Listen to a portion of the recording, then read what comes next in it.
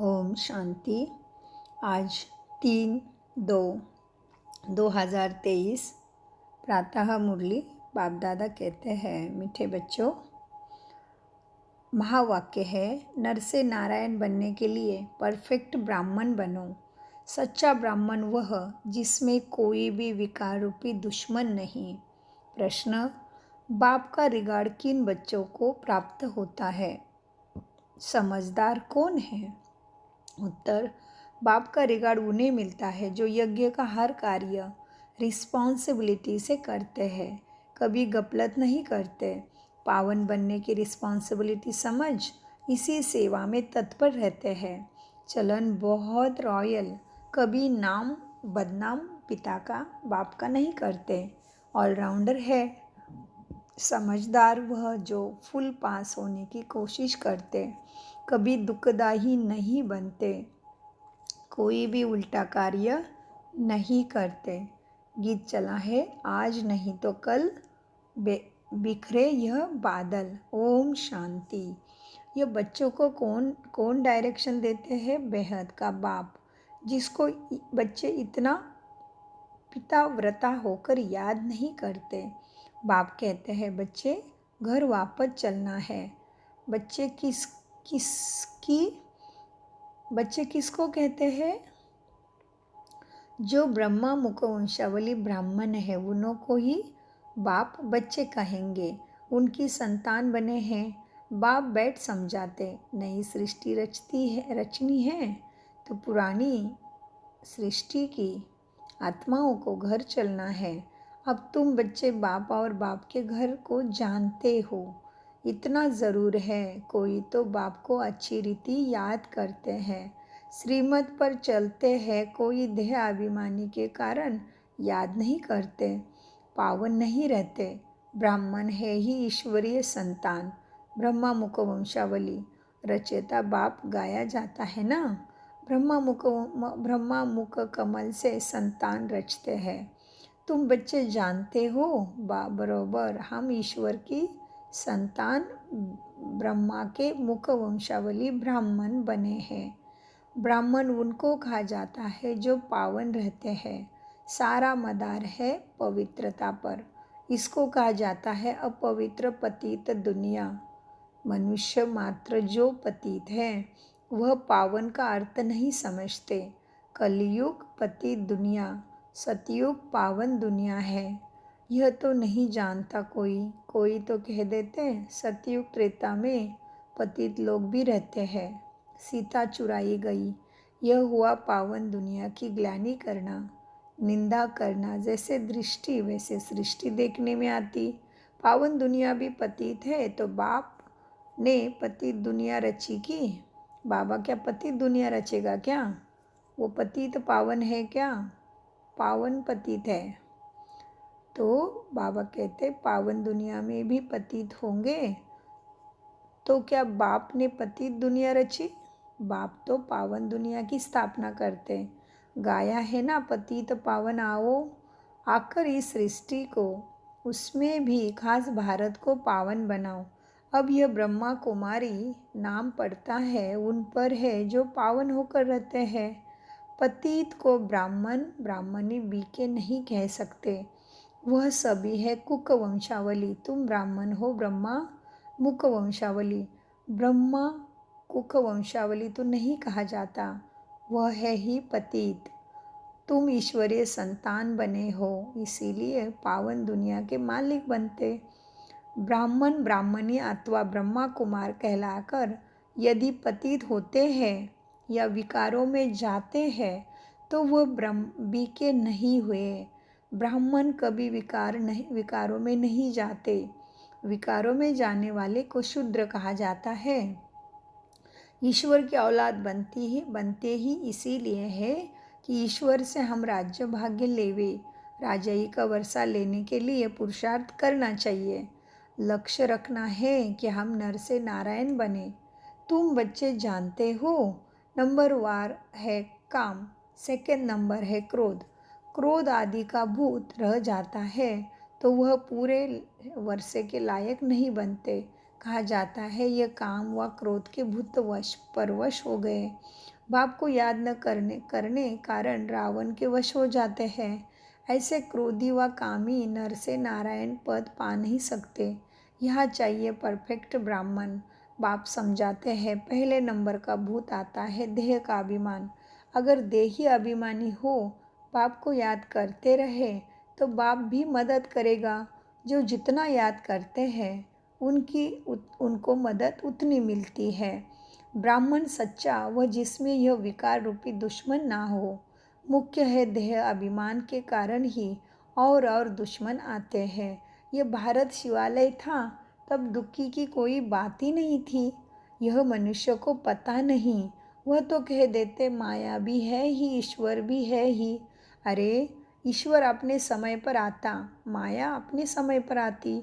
आधा कल्प है ईश्वरी राज्य, आधा कल्प है माया का राज्य। ये समझाने शास्त्रों में नहीं है। वह है भक्ति मार्ग। ज्ञान का सागर एक ही शिव बाबा है, बाप है जिसको पतित पावन कहते हैं। जो बाप को याद नहीं करते उनसे पतित काम जरूर होता रहेगा। उनको ब्राह्मण ब्राह्मणी नहीं कह सकते। बड़ी सूक्ष्म बातें हैं समझने के लिए। शिव बाबा दादे को याद नहीं करेंगे तो वर्षा कहाँ से मिलेगा। फिर उनको इस पुरानी दुनिया के मित्र संबंधी आदि याद आते हैं। अच्छी रीति बाप को याद करेंगे तो बाप भी मदद देंगे। तुम कहाँ मुरली चलाने में मूंझ जाएंगे तो भी शिव बाबा प्रवेश कर आए मुरली चलाएंगे। बच्चों को पता नहीं पड़ता, शिव बाबा आकर मदद करते हैं। समझते हैं हमने आज अच्छी मुरली चलाई। अरे आज अच्छी चलाई, कल क्यों नहीं चलाते थे। तुमको यह भी पता थोड़ी पड़ता है शिव बाबा बोलते हैं या ब्रह्मा बोलते हैं। शिव बाबा कहते हैं बच्चे तुम मेरी ईश्वरी औलाद हो, मेरे को याद करो। ऐसे और कोई कह भी नहीं सके। मैं ही इनमें प्रवेश कर कह सकता हूँ। मैं ज्ञान का सागर हूँ। तुम ज्ञानी तो आत्मा बन रहे हो। जो तो बाप से योग रखते हैं तो बाप भी आकर मदद करते हैं। ध्यान दीजिए, बाबा ने बार बार ये बात कही है तो ज़रूर अंडरलाइन करें बुद्धि में कि जो बाप को याद करेगा उसको बाप ज़रूर मदद करेगा। क्योंकि बाबा कंडीशनल तो नहीं है, लेकिन बाबा का दूसरा चारा ही नहीं है। क्योंकि जब तक हम याद की तार नहीं जोड़ते बाबा की शक्ति नहीं आती है। जैसे हर चीज़ के कायदे मनुष्य के बुद्धि के हाथ में है, वैसा ही ये है। बाबा तो सबके लिए एक जैसा ही है, लेकिन जो करेगा वो पाएगा, ये नियम है। नहीं तो फिर वो तो सबको एक जैसा देना पड़ेगा तो दुनिया कैसे बनेगी। फिर सभी राजा बन गए तो कारोबार कैसे चलेगा, बच्चे वारिस कहाँ से आएंगे। तो इस तरह से इसीलिए बाबा कहते जो मुझे याद करता है बाप भी आकर मदद करते हैं। देह अभिमानी याद थोड़ी करेंगे, बाप को ज़रूर याद करना है। अहंकार नहीं आना चाहिए। मैंने अच्छी मुरली चलाई नहीं, समझना चाहिए शिव बाबा ने आकर मुरली चलाई। घड़ी घड़ी शिव बाबा को याद करना चाहिए। बहुत बच्चे हैं जो पूरा याद नहीं करते तो कर्म भोग मिटता नहीं, बीमारियां आ जाती है, विकर्म विनाश नहीं होते हैं। बच्चों को बाप के साथ योग लगाना है। हम राजयोगी है, बाप से राजाई लेनी है। हम नर से नारायण बनेंगे। दिल में समझना है मैं इतना पढ़ता हूँ तो सूर्यवंशी में जाऊँ, ऐसे नहीं पहले दास दासी बन फिर राजाई पावे, नहीं। बाप को याद करने से बाप की मदद मिलेगी, नहीं तो कुछ ना कुछ पाप नुकसान आदि होता रहेगा। वह दुखदाई बहुत बनते हैं, लक्ष्मी नारायण तो सुखदाई है ना। समझदार बच्चे कोशिश करेंगे फुल पास होने की। ऐसे नहीं जो मिला तो ठीक है, नहीं। हर बात में ऑलराउंडर पुरुषार्थ करना चाहिए। ऐसे भी नहीं कि यह काम इनका है, हम क्या करें। बाबा ऑलराउंडर काम करते हैं ना। बच्चों की चलन ठीक नहीं रहती तो फिर बाप का नाम बदनाम करते हैं। बाप कहते हैं मेरा बनकर और उल्टा काम करते तो तुम्हारा ही पद भ्रष्ट हो जाता। ऐसे मत समझो। ये ब्रह्मा बाबा डायरेक्शन देते हैं, शिव बाबा याद रहना चाहिए। बच्चों को समझना है दुनिया को पावन बनाने का बोझा सिर पर है ना, तो हम रिस्पॉन्सिबल है। भारत को पावन बनाने की बड़ी रिस्पॉन्सिबिलिटी है। यज्ञ का हर एक कार्य रिस्पॉन्सिबिलिटी से करना है।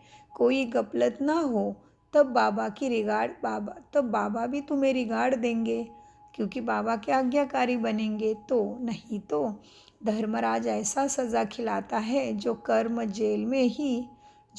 जेल में भी नहीं खाई होगी। इसलिए बाप कहते हैं, विनाश होने के पहले सब विकर्म योग से भस्म करो, नहीं तो जन्म जन्मांतर के विकर्मों की सज़ा धर्मराजपुरी में बहुत खानी पड़ेगी। इसलिए अभी गफलत मत करो, यह तुम्हारा अंतिम जन्म है, फिर तो जाएंगे स्वर्ग में। मोचरा खाकर फिर प्रजापद पाना, इसको पुरुषार्थ नहीं कहा जाता। उस समय त्राही त्राही करना पड़ेगा। यह भी बाप साक्षात्कार कराएंगे कि बार बार समझाया था, ब्राह्मण बनना कोई मासी का घर नहीं है। ईश्वर का बच्चा बनते हो तो फिर कोई विकार नहीं होना चाहिए। इसमें भी काम महाशत्रु है, तो काम वश हो जाते हैं, उन्हें ब्राह्मण नहीं कह सकते। माया बहुत पछाड़ेगी, परंतु कर्म इंद्रिय से कोई काम नहीं करना है। फॉर फैमिलिटी का हल्का नशा, यह भी माया का नशा है। बाबा ने समझाया है, इससे भी बोझ चढ़ जाएगा, तुम व्यभिचारी बन गए। ईश्वरीय औलाद में यह काम क्रोध आदि शैतान थोड़ी होते हैं, वह शैतानी आसुरी गुण हैं। बहुत है जो ईश्वर के बनते फिर भी माया की भी बनते हैं। देहाभिमान आ जाता है। बाप की श्रीमत पर चलना है तो रिस्पॉन्सिबल वह रहेंगे। ब्रह्मा की मत भी गाई गई है, इनकी मत पर चलने से भी रिस्पॉन्सिबल बाप हो जाएगा। तो क्यों ना आपने से रिस्पॉन्सिबिलिटी उतार देनी चाहिए, बाप दादा को दे दो। बाप दादा दोनों की मत मशहूर है ना, ब्रह्मा की मत भी मशहूर है। माता की मत पर चलना चाहिए, क्योंकि माता भी गुरु बनती है ना। वह माता पिता अलग है, इस समय माता को गुरु बनाने का सिलसिला चलता है। तुम पुरुषार्थ कर रहे हो शिवालय के लिए। सतयुग को शिवालय कहा जाता है। परमात्मा का एक्यूरेट नाम है शिव। शिव जयंती गाई जाती है। शिव को कल्याणकारी कहा जाता है। वह है बिंदी। परमपिता परमात्मा का रूप ही है स्टार। सोने अथवा चांदी का छोटा स्टार बनाकर टीका भी लगाते हैं। वास्तव में वह एक्यूरेट टीका है और स्टार रहता है भ्रुकुटी में। परंतु मनुष्य को ज्ञान नहीं है। कोई फीस त्रिशूल देते हैं। त्रिनेत्री त्रिकालदर्शी की निशानी यानी दिव्य दृष्टि, दिव्य बुद्धि की निशानी देते हैं। अभी तुम बच्चों को इन बातों का ज्ञान है। तुम चाहो तो स्टार लगा सकते हो। अपनी निशानी सफ़ेद स्टार है। आत्मा का रूप भी ऐसा स्टार मिसल है। बाप सभी राज तुम्हें समझाते हैं, सावधानी भी देते हैं। बीके वह जिनकी प्रतिज्ञा की हुई है कि पाप का काम कभी नहीं करेंगे। यह याद रखना है, किसी की दिल को दुखाना नहीं है। अगर दुखाते हो तो शिव बाबा का बच्चा नहीं ठहरा। शिव बाबा आते हैं सुख देने। वहाँ यथा राजा रानी तथा प्रजा सतयुग में है, एक दो को सुख ही देते हैं। यहाँ सब सावरे पतित बने हैं, काम कटारी चलाते रहते हैं। यह है एक दो को दुख देने की दुनिया। सतयुग एक दो को सुख देने की दुनिया।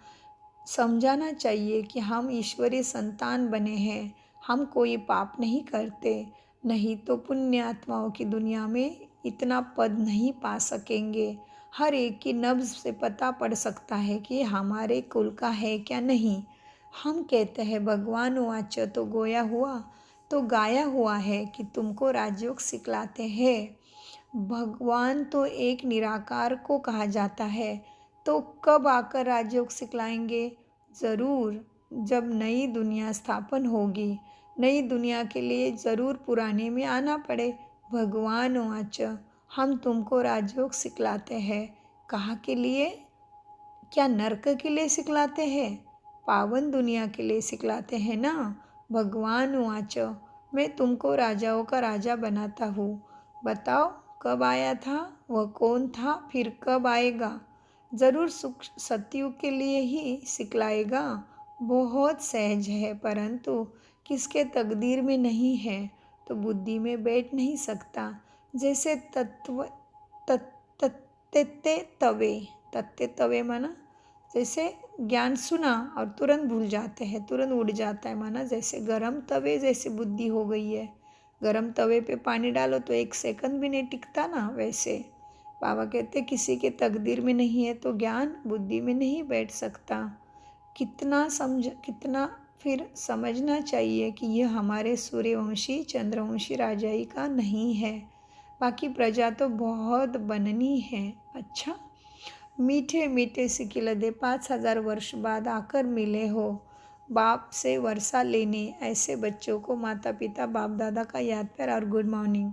रूहानी बाप की रूहानी बच्चों को नमस्ते। धारणा के लिए मुख्य सार है और हम प्यारे बच्चों का भी बाप दादा को याद प्यार गुड मॉर्निंग और नमस्ते प्यारे बाबा नमस्ते। हम हैं सत विवेक बुद्धि से सब कुछ, आत्मा की बुद्धि से सब कुछ है समझते, आत्मिक भाव से समझते और धारण करते और कराते। तो धारणा के लिए मुख्य सार, किसी की दिल को कभी दुखाना नहीं, प्रतिज्ञा करनी है कभी कोई पाप का काम नहीं करेंगे, सदा सुखदायी बनेंगे।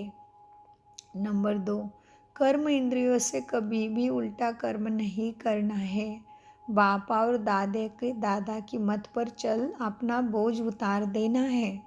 देखो बाप दादा ने मेरे सिर पे हाथ रख दिया, दृष्टि दी, वरदानों से अपने दृष्टि से ज्ञान से मेरी सृष्टि बदलने के लिए पावन बनाने के लिए मुझे दिव्य दृष्टि दी।